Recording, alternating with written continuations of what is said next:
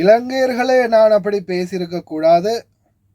என்னுடைய நிலைமையில் நான் அப்படி இருந்ததால், எனக்கு சில அழுத்தங்கள் இருந்ததால் நான் அப்படி பேசிட்டேன். இலங்கையர்கள் என்னை மன்னிச்சுக்கோங்க. பகீர் மன்னிப்பு கேட்டார். அஸ்ஸலாமு அலைக்கும் வரஹ்மத்துல்லாஹி வபரகாத்துஹு. அன்பார்ந்த அனைத்து உறவுகளுக்கும் இனிய மாலை வணக்கம். உடனடியாக மன்னிப்பு கேட்ட இந்திய சகோதரர்,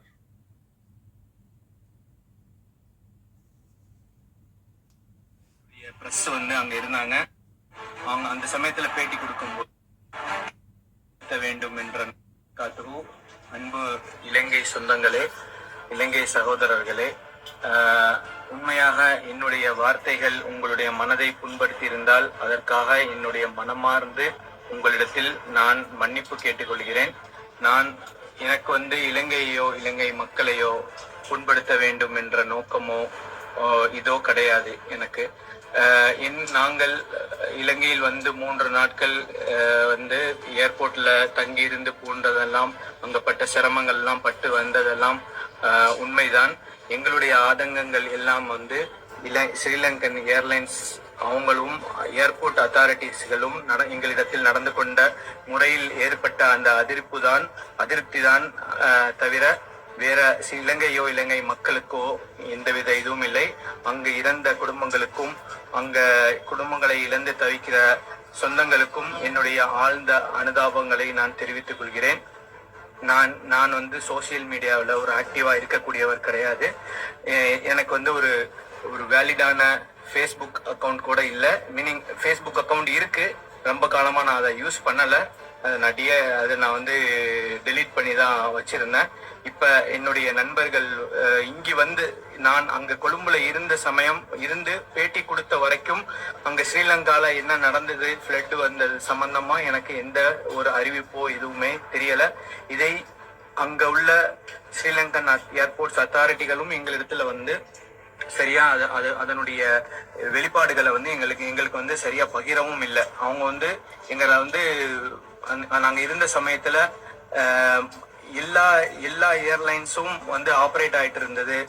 எமிரேட்ஸ், எத்திஹாத், இது இண்டிகோ, எல்லா ஏர்லைன்ஸும் ஆப்ரேட் ஆயிட்டு இருந்தது. ஸ்ரீலங்கன் ஏர்லைன்ஸ் மட்டும்தான் கேன்சல் பண்ணிட்டு இருந்தாங்க. அதுக்குள்ள சரியான காரணங்கள் அவங்கள்ட்ட கேட்டா அதுக்கு அவங்க காரணங்கள் எங்க இடத்துல தரல, எங்களை புறக்கணிச்சாங்க.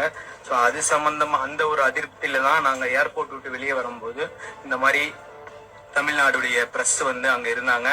அவங்க அந்த சமயத்துல பேட்டி கொடுக்கும்போது நாங்க கொஞ்சம் ஆக்ரோஷமா பேசிட்டோம். அந்த பட்ட கஷ்டத்துல இருந்து உடனே வந்த சமயத்துல கொஞ்சம் ஆக்ரோஷமா பேசிட்டோம். அது வரைக்கும் எங்களுக்கு நிலவரங்கள் சரியா தெரியாது. அது மாதிரி பேசக்கூடிய சமயத்துல நான் பொதுப்படையாக இலங்கைங்கிற ஒரு வார்த்தையை பயன்படுத்தி நான் பேசிட்டேன். இது கண்டிப்பா நான் அந்த மாதிரி பேசியிருக்க கூடாது. என்னுடைய வார்த்தையில நான் வார்த்தை பிரயோகம் யூஸ் பண்ண விதத்துல அது தவறுதுங்கிறத நான் இப்ப உணர்ந்திருக்கிறேன். தயவு செய்து என்னை நீங்க மன்னிச்சிருங்க. இது நான் இலங்கையில கஷ்டப்படக்கூடிய அந்த மக்களுக்காக நான் என்னுடைய அல்லாஹ்விடத்துல நான் பிரார்த்தனை செய்யறேன். கண்டிப்பா ஜிசாக் அல்லாஹ் ஹைரன் கசீரா. என் மீது கொஞ்சம் பொறுமையா இருங்க. இன்ஷா அல்லாஹ் எல்லா விஷயங்களையும் லேசாக்கி தருவான். தமிழ்நாடுடைய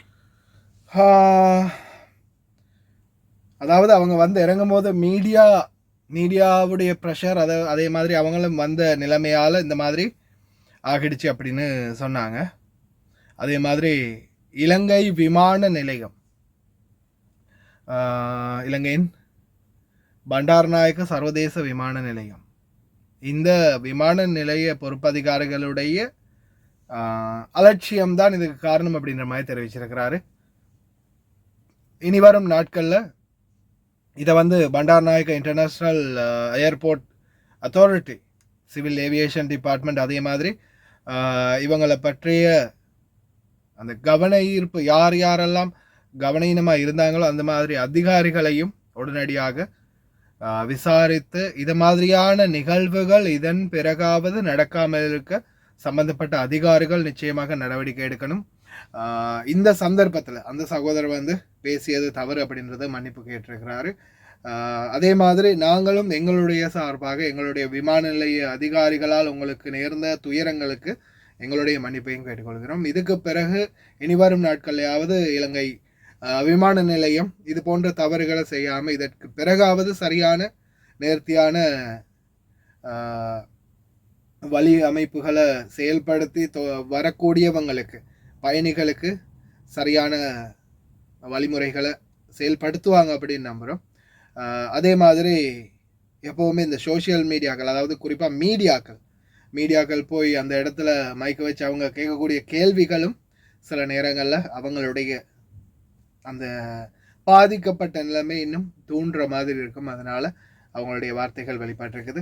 சரி, எது எப்படியோ அவரும் மன்னிப்பு கேட்டிருக்கிறாரு. அதே மாதிரி தயவு செய்து இதன் பிறகு சமூக வலைத்தளங்களில் இவருடைய அந்த விமர்சனங்களாக பகிரக்கூடிய வீடியோக்களை தயவு செய்து அகற்றிக்கோங்க. இதன் பிறகு போடுறத தயவு செய்து நிறுத்திக்கோங்க. சமூக வலைத்தளங்களில் பயணிக்கக்கூடிய உறவுகள். ரொம்ப நன்றி. லயன் எக்ஸ்பிரஸ் கார்கோ நம்பகமான கார்கோ. இதோ நீங்களும் தொடர்பு கொண்டு உங்களுடைய கார்கோ பொருட்களை அனுப்பலாம். 90 93 61 67 தொடர்புக்கான இலக்கம் 66 16 84 14. இன்னும் ஒரு இலக்கம் 55 17 27 47. அதே போல் இன்னும் ஒரு இலக்கம் 50 53 79 39. இன்னும் ஒரு இலக்கம் 99 69 84 94.